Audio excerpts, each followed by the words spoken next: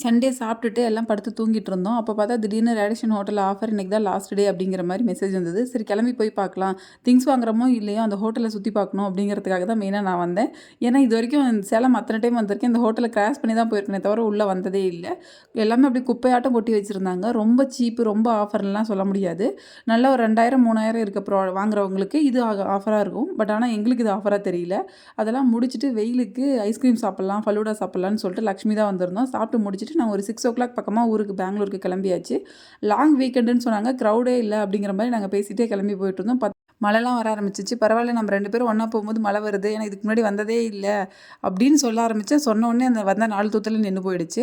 After 20 days பக்கமா இப்ப தான் வீட்டுக்கு போறேன். நாங்க ஏரியாக்குள்ள வரும்போதே ஒரு மாரி குஷி, ஒரு மாரி சந்தோஷம். எப்படாப்பா வீட்டுக்கு போவோன்னு இருந்ததுக்கு வீட்டுக்கு வந்துட்டோம் அப்படிங்கிற ஒரு சந்தோஷம். வந்து பார்த்தா கரப்பான்பூச்சிக்காரன்லாம் மல்லாந்து படுத்துட்டு இருக்கான். சரி உயிரோட தான் இருக்கானான்னு தட்டி தட்டி பார்த்தேன். எல்லாம் செத்து போயிடுச்சு. ஆனா உயிரோட இருக்கிறதெல்லாம் கபோர்ட்குள்ள இருக்குதுங்க. ஒரு இடத்துல இருந்தா 4, 5 தான் இருக்கு. 1, 2லாம் பார்க்கவே முடியாது. அதுவும் எவ்வளோ எவ்வளோ பெருசு இருக்கு.